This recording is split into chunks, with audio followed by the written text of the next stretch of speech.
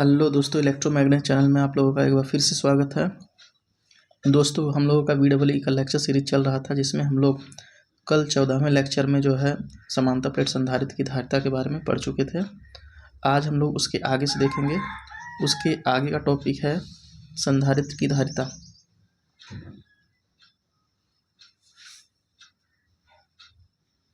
आइए देखते हैं कैपेसिटेंस ऑफ कैपेसिटर, अर्थात किसी संधारित्र की धारिता क्या होती है, उसको यहाँ पर डिफाइन किया गया है। देखिए दोस्तों, इसको देखते हैं हम लोग। जब किसी चालक को वैद्युत आवेश देते हैं तो उसके विभव में वृद्धि होती है, अर्थात विभव तथा आवेश एक दूसरे के समानुपाती होते हैं। अर्थात हम लोग जब किसी कंडक्टर को जो है आवेश देते हैं तो धीरे धीरे उसके विभवांतर में वृद्धि होती है या उसके विभव में वृद्धि होती है। यही बात यहाँ पर लिखी हुई है। तो इसको जो है मैथमेटिकल फॉर्म में इस तरीके से लिख सकते हैं कि Q प्रोपोर्शनल टू V। अब ये प्रोपोर्शनल का चिन्ह जब हटेगा तो यहाँ पर एक कांस्टेंट आता है, इस कांस्टेंट को C से लिखते हैं, और यही C जो है किसी चालक की, कंडक्टर की धारिता होती है। ये बात यहाँ पर लिखी हुई है, जहाँ C एक नियतांक है जिसे चालक की धारिता कैपेसिटेंस कहते हैं। अब C का मात्रक देख लेते हैं कि C का मात्रक क्या होता है।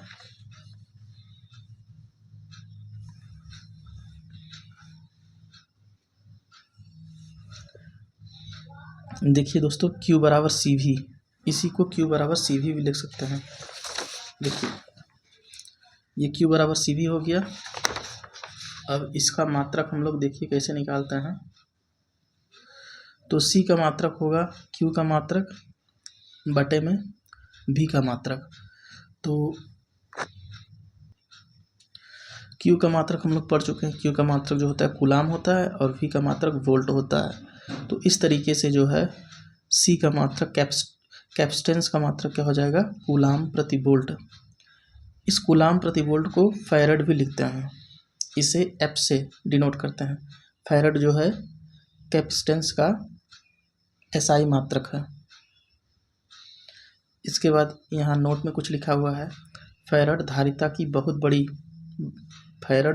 का बहुत बड़ा मात्रक है। धारिता के अन्य छोटे मात्रक निम्न प्रकार हैं। यहाँ पर धारिता के कुछ मात्रक दिए हुए हैं। दोस्तों, फैरड जो है धारिता का बहुत बड़ा मात्रक है। इसको हम लोग सामान्यतः फैरड में कोई भी चीज़ नहीं होती है। ज़्यादातर जो है अगर कैपेसिटर आते हैं तो वो माइक्रो फैरड, नैनो फैरड और पिको फैरड में आते हैं। तो यही यहाँ पर बताया गया है कि फैरड के अलावा भी धारिता के अन्य मात्रक भी हैं।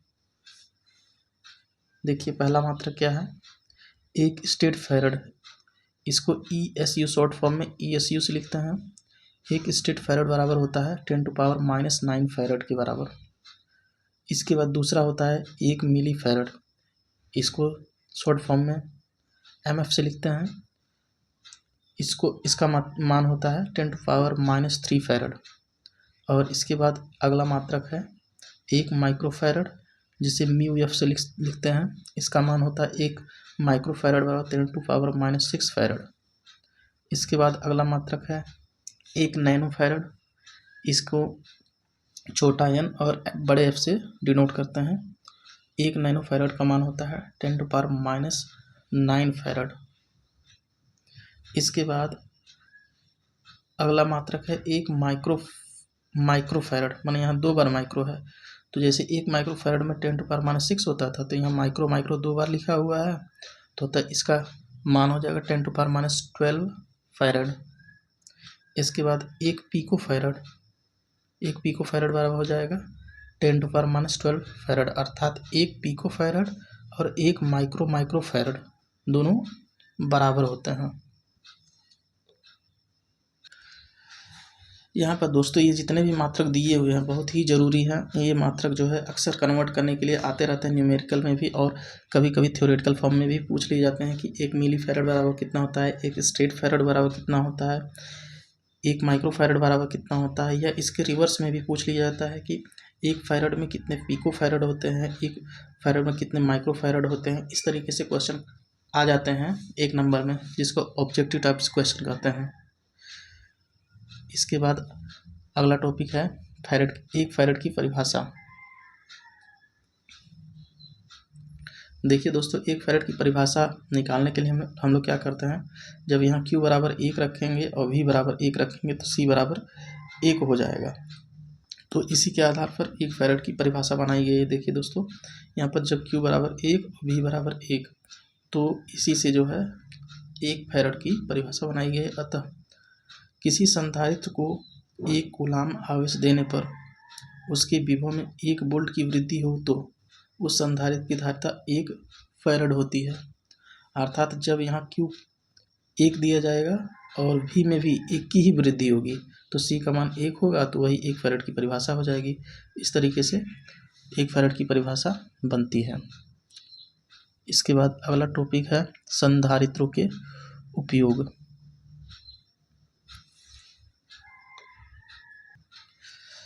संधारित्रों के निम्न उपयोग होते हैं। यहाँ दोस्तों संधारित्र के बहुत सारे उपयोग होते हैं, लेकिन जो कुछ ज़रूरी हैं, बहुत ही ज़रूरी, उसको यहाँ मैंने इंक्लूड किया है। देख सकते हैं, पहला है AC परिपथों के शक्ति गुणक सुधारने में संधारित्र का उपयोग किया जाता है, और दूसरा एकल कला प्रेरण मोटरों को स्वचालित करने में। आगे हम लोग मशीन चैप्टर में, मशीन में जब हम लोग पढ़ेंगे, मशीन फर्स्ट में, तो वहाँ हम लोग मशीन सेकेंड में, वहाँ हम लोग इंडक्शन मोटर के बारे में पढ़ते हैं। तो इंडक्शन मोटर जो है, जब सिंगल फेज की इंडक्शन मोटर होती है वह स्वचालित नहीं होती है, अर्थात अपने आप से नहीं चल सकती है। उसको स्वचालित बनाने के लिए हम लोग संधारित्र का उपयोग करते हैं। इसीलिए यहाँ पर लिखा हुआ है एकल कला प्रेरण मोटरों को स्वचालित करने के लिए इस संधारित्र का उपयोग किया जाता है। रेडियो रिसीवर में स्टेशनों को मिलान हेतु, अर्थात दोस्तों हम लोग के पास पुराने ज़माने में घर में ट्रांजिस्टर होते थे जिसे रेडियो बोलते थे। उसमें जो है एक वेरिएबल रेजिस्टेंस होता था, वेरिएबल कैपेसिटर होता था, जिसको परिवर्तित करके जो है हम लोग स्टेशनों का मिलान करते थे, उसमें भी किया जाता है। इसके अलावा प्रत्यावर्ती लाइनों के वोल्टेज रेगुलेशन में, यहाँ पर दोस्तों ये बात आप लोग याद कर लिए फिलहाल के लिए। जब आप लोग ट्रांसमिशन एंड डिस्ट्रीब्यूशन पढ़ेंगे तो वहाँ पर हम लोग कैपेसिटर का उपयोग पढ़ते हैं कि हम लोग कैपेसिटर का किस तरीके से उपयोग किसी प्रत्यावर्ती लाइन के वोल्टेज रेगुलेशन में किया जाता है, इसको हम लोग पढ़ेंगे। इसके अलावा कैपेसिटर के अन्य उपयोग भी हैं, जिसको मैं केवल स्क्रीनशॉट के माध्यम से दिखा दे रहा हूं दोस्तों, आप लोग नोट कर लीजिएगा। यहाँ पर आप लोग देख सकते हैं कि कैपेसिटर के और भी बहुत सारे उपयोग हैं, जिनको यहाँ पर मैं आपको दिखा दे रहा हूँ। जैसे AC परिपथों में शक्ति गुणक बढ़ाने के काम आता है, एकल कर प्रत्यावर्ती धारा मोटरों को स्वचालित करने के लिए, जैसे पंखे, इंडक्शन मोटर आदि, प्रत्यावर्ती धारा सेतु परिपथों को संतुलित करने के लिए, और रेडियो रिसीवर में स्टेशनों को मिलान हेतु, जैसे गैंग कंडेंसर, और पेट्रोल इंजनों डिस्ट्रीब्यूटर में स्पार्किंग को रोकने हेतु। इसके बाद परीक्षण उपयंत्रों में वैद्युत आवेश के रूप में ऊर्जा संग्रह करने के लिए, इलेक्ट्रिकल व इलेक्ट्रॉनिक्स परिपथों में प्रत्यावर्ती विद्युत संबंधी वोल्टापात के लिए, माप यंत्रों के निर्माण जैसे इलेक्ट्रोस्टैटिक वोल्टमीटर, फ्रीक्वेंसी मीटर आदि में, प्रत्यावर्ती विद्युत लाइनों का वोल्टेज नियमन श्रेष्ठ बढ़ाने में, ऑन व ऑफ स्विचों के प्रचलन तथा रिले परिपथों में। ये हमारे जो है कैपेसिटर के उपयोग हैं। इसको आप लोग जो है, जो आपको ज़रूरी लगे उसको आप लोग याद कर सकते हैं। हालांकि ज़रूरी तो सभी हैं, लेकिन जो मुख्य है उसको यहाँ नोट्स में दिखा दिए हैं।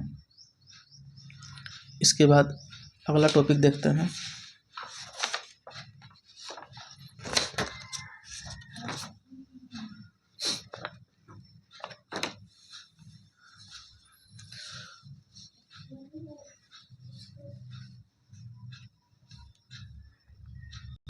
इसके बाद हमारा अगला टॉपिक है संधारित्रों के धारिता की निर्भरता।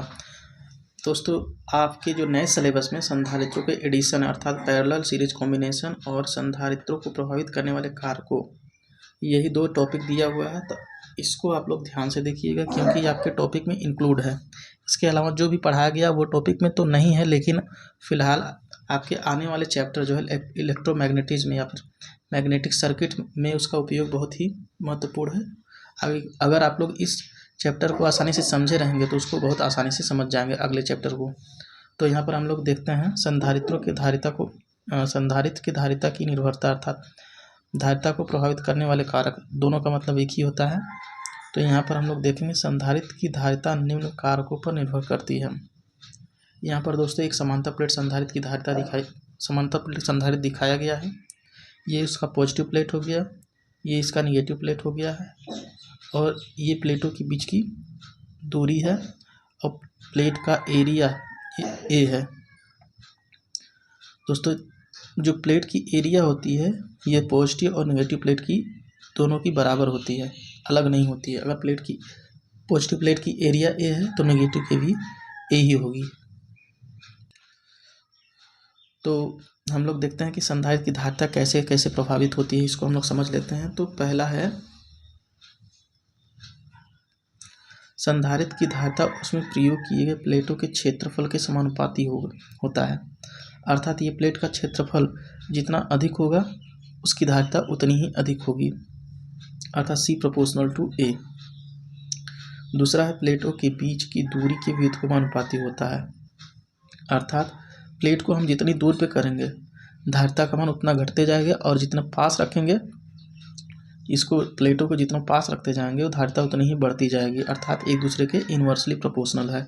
तो यहाँ पर C प्रोपोर्शनल टू 1/D। इसके बाद यहाँ पर प्लेटों के बीच उपस्थित माध्यम की विद्युतशीलता के समानुपाती होता है। अर्थात प्लेटों के बीच में अगर कोई विद्युतशील पदार्थ परावैद्युत पदार्थ रखा है तो प्रत्येक परावैद्युत पदार्थ की विद्युतशीलता होती है, तो उस विद्युतशीलता के समानुपाती होता है कैपेसिटर की वैल्यू। तो यहाँ पर यही दिखाया हुआ है, अर्थात C proportional to epsilon A। इसके बाद है चौथा फैक्टर है जो कैपेसिटर को प्रभावित करता है, प्लेटों के नज़दीक रखी किसी अन्य आवेशित वस्तु से धारिता बदल जाती है। अर्थात यहाँ प्लेटों के नज़दीक अगर हम कोई आवेशित पदार्थ या प्लेट कोई रख देंगे तो इस संधारित्र की धारिता बदल जाती है, ये यहाँ पर लिखा हुआ। अब इन जो है चारों को, इसको तो मैथमेटिकल फॉर्म में नहीं लिख सकते, लेकिन ऊपर के तीनों जो बिंदु हैं उनका मैथमेटिकल फॉर्म लिखा जा सकता है। तो यहाँ पर उसको मैथमेटिकल फॉर्म में लिखने पर C proportional to epsilon A/D इस तरीके से लिख सकते हैं। अब यहाँ पर प्रोपोर्शनल का चिन्ह हटेगा तो एक कांस्टेंट आएगा, एप्सिलॉन नॉट इतना फैरड होगा। तो एप्सिलॉन नॉट कांस्टेंट है जिसे निर्वात की विद्युतशीलता कहते हैं। इसको एप्सिलॉन नॉट को निर्वात की विद्युतशीलता कहते हैं, जिसका मान 8.85 × 10⁻12 फैरड प्रति मीटर होता है। ये दोस्तों आप लोग ध्यान रखिएगा, ये भी एक नंबर में पूछा जाता है ऑब्जेक्टिव के रूप में कि निर्वात की विद्युतशीलता का मान कितना होता है या एप्सिलॉन नॉट का मान कितना होता है। तो एप्सिलॉन नॉट का मान 8.85 × 10⁻12 फैरड मीटर होता है। ये फैरड मीटर, इसका यूनिट भी अच्छे से आप लोग कंठस्थ कर लीजिएगा। अब इसके बाद जो है संधारित्र की प्लेटों की विभिन्न स्थितियों को दिखाया गया है। यदि हम संधारित्र की प्लेटों के बीच जो है परावैद्युत पदार्थ को किस तरीके से रख दें कि उसकी धारिता किस प्रकार प्रभावित होगी, यही बात आगे दिखाई गई है। यहाँ पर पहला स्थिति दिखाया गया है, यदि समांतर प्लेट संधारित्र के प्लेटों के बीच जो है कुछ मोटाई पर जो है कोई परावैद्युत पदार्थ रख दिया जाए और कुछ मोटाई पर कोई वायु हो, तो संधारित्र की धारिता क्या होगी। यहाँ पर देख सकते हैं ये समांतर प्लेट संधारित्र की पॉजिटिव प्लेट है, ये निगेटिव प्लेट है, इनके प्लेटों के बीच की दूरी टोटल दूरी D है, और यहाँ पर देख सकते हैं T मोटाई तक कोई परावैद्युत पदार्थ भरा हुआ है, और D - T मोटाई तक क्या है, वायु है। तो इसका डेरिवेशन बहुत बड़ा है दोस्तों, आपको डेरिवेशन ध्यान नहीं देना। अगर डेरिवेशन देखना है तो आप अपनी बुक से देख सकते हैं। हम लोग नोट्स बना रहे हैं तो यहाँ पर हम लोग सीधा फॉर्मूला लिखते हैं और उसको हम लोग समझ लेते हैं। यदि परावैद्युत माध्यम की सापेक्ष विद्युतशीलता एप्सिलॉन R है, सापेक्ष विद्युतशीलता को हम एक देखिए 3 टॉपिक होते हैं इसमें दोस्तों। एक होता है निरपेक्ष विद्युतशीलता जिसको एप्सिलॉन से लिखते हैं हम लोग, एप्सिलॉन देखिए निरपेक्ष विद्युतशीलता को एप्सिलॉन से लिखते हैं, और इसका मान जो है ये होता है निर्वात की विद्युतशीलता और सापेक्ष विद्युतशीलता के गुणनफल के बराबर होता है। ये 3 चीज़ें होती हैं। तो यहाँ पर जो है यदि परावैद्युत माध्यम की सापेक्ष विद्युतशीलता अर्थात इसकी बात की जा रही है एप्सिलॉन R हो तो यहाँ पर C बराबर क्या होता है, एप्सिलॉन नॉट A/D माइनस कोष्टक में T plus T by epsilon और फैरड। यहाँ एप्सिलॉन नॉट निर्वात की विद्युतशीलता है और एप्सिलॉन आर पदार्थ की सापेक्ष विद्युतशीलता है। इसके बाद अगली स्थिति दिखाई गई है, यदि कंडेंसर समांतर प्लेट संधारित्र की प्लेटों के बीच विभिन्न मोटाई की और भिन्न भिन्न विद्युतशीलता, यहाँ पर अलग अलग विद्युत सापेक्ष विद्युतशीलता दिखाई दी गई है, epsilon R1, epsilon R2, epsilon R3, भिन्न भिन्न मोटाई की और भिन्न भिन्न विद्युतशीलता वाले अलग अलग पदार्थ प्लेटों के बीच भरे हैं। तो यहाँ पॉजिटिव प्लेट है, ये नेगेटिव प्लेट है, इसके अंदर 3 मटेरियल भरा हुआ है और अलग अलग विद्युतशीलता की। तो इसकी धारिता क्या होगी, आइए देखते हैं। तो इसकी धारिता को हम लोग निम्न सूत्र से कैलकुलेट कर सकते हैं। C बराबर एप्सिलॉन नॉट A अपान में T1 बाई एप्सिलॉन R1 और T2 by epsilon R2 plus T3 by epsilon R3 plus इसके बाद अगर और भी हैं आगे, इस प्रकार n तक लिख सकते हैं, Tn अपान एप्सिलॉन Rn। अगर मान लीजिए 3 से अधिक है तो ये एक जनरलाइज फार्मूला हो गया इसके लिए। तो इस तरीके से जो है संधारित्र की धारिता कैलकुलेट कर सकते हैं यदि उनके प्लेटों के बीच कई परावैद्युत पदार्थ भरे हुए हों। इसके बाद हम लोग देखते हैं अगला टॉपिक।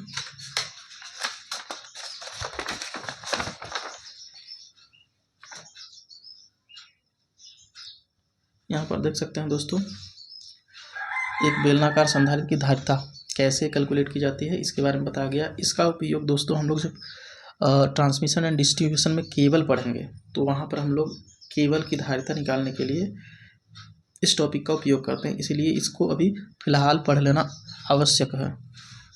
यहाँ देख सकते हैं, क्योंकि केबल भी सिलेंडरिकल आकार का जो अंडरग्राउंड केबल होते हैं वे उनका अनुप्रस्थ काट क्षेत्रफल जो है एक सिलेंडर के जैसा होता है।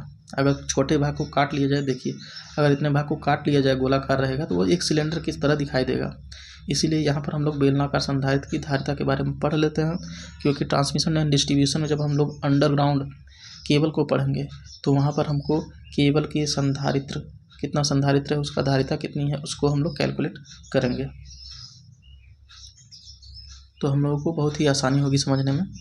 देखिए दोस्तों, ये एक सिलेंड्रिकल आकार का कोई कंडक्टर दिखाया गया है, जिसमें देखिए संधारित्र बनाने के लिए कम से कम 2 प्लेटों की आवश्यकता होती है। एक प्लेट देखिए सिलेंड्रिकल आकार की, ये इंटरनल है, अंदर में है, और दूसरा क्या है, बाहर में है।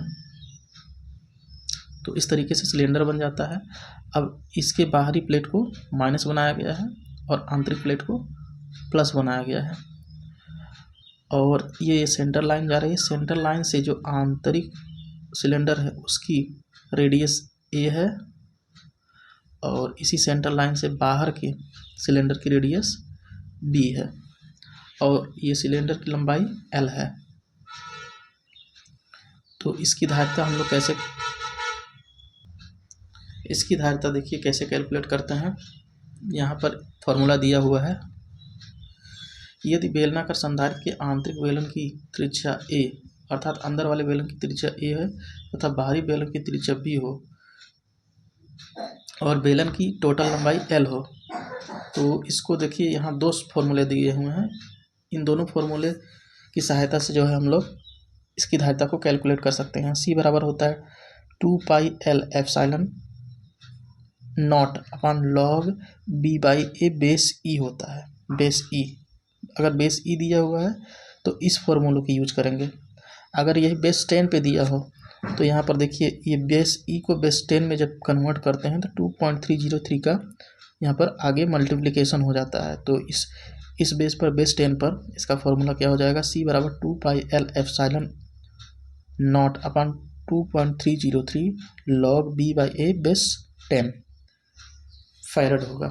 तो इस तरीके से हम किसी सिलेंड्रिकल आकार के चालक या सिलेंडर की धारिता को कैलकुलेट कर सकते हैं। इसके बाद हम लोग आगे के टॉपिक को देखते हैं। देखिए दोस्तों, आगे का टॉपिक हमारा संधारित्रों का संयोजन। तो इसको हम लोग अगले लेक्चर सीरीज में जो है कंप्लीट करेंगे, क्योंकि लेक्चर सीरीज बहुत बड़ा हो जाएगा। तो अगर दोस्तों आप लोगों को ये लेक्चर सीरीज पसंद आया है तो वीडियो को लाइक करें, चैनल को सब्सक्राइब करें और अपने दोस्तों को भी शेयर करें। धन्यवाद दोस्तों।